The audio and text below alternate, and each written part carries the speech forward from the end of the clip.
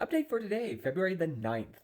So today I once again made the commute over to Central Oregon where I was able to come over here and hang out with mom for a little bit. We had lunch, again, Mexican food from this place called Madeline's, fantastic place here. And then I was able to spend a few hours with dad. When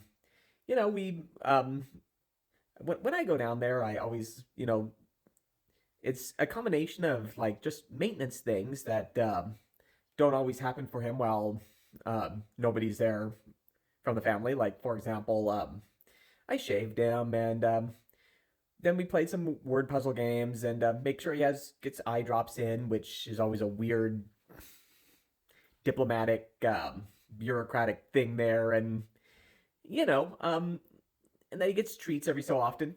Just little things like that. And while also being able to just have conversations about just random things and to keep his mind sharp and always worthwhile, and he's always gracious to see me, and it's just if I can make his day a little brighter, it's worthwhile.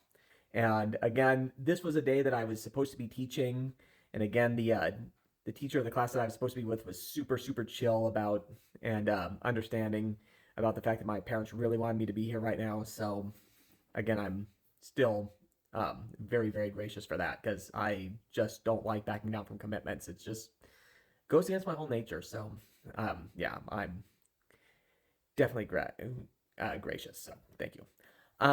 And so, um, mom has her appointment now, her hip replacement in a couple of days, and that is excellent, excellent news. It just pains me to see what this is doing to her.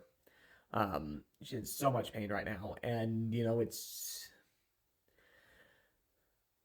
it's just getting to her, and um, and I keep hearing that these full-on hip replacements, when they take, it's like almost instant relief and just like day and night difference. And obviously, she doesn't have full faith that it's going to work, but I do, and fingers crossed, we will get there, and she'll be doing a lot better. Because it's when you're in that much pain, I'm sure it's just like on you all the time. And of course, it doesn't help like when we have moments like this evening. You know, she decides that she wants to talk to dad a little bit, and of course, the only way that she can do that is through me, because the whole phone situation in this assisted living place, is another mess where it's really hard to get him on the phone. Um, if you want him to. So while I'm down there visiting with him, mom decides that she actually wants to talk to him for a few minutes. Not something she normally does, but where's my phone right then? In my pocket on mute. Of course, I don't find out about that until I get back here to their house, and she's disappointed not being able to talk to him.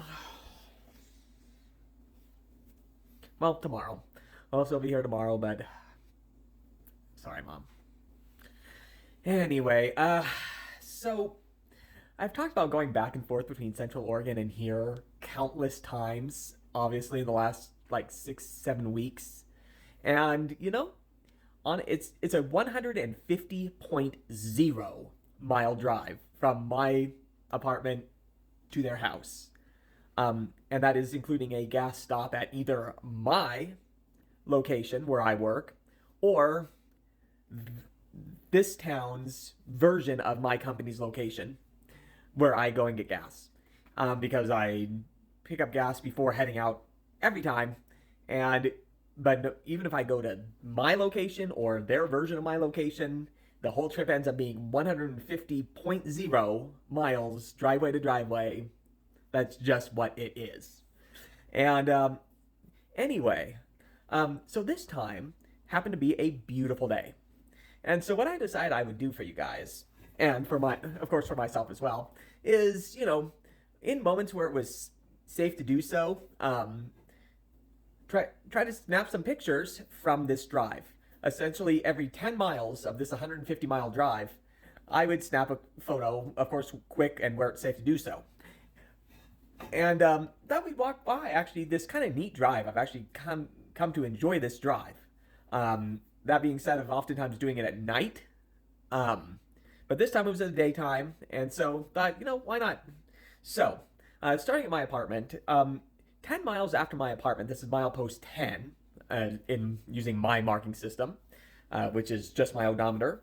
Milepost 10 puts us at the intersection of I-84, which is an east-west going freeway, and I-205, which is north-south.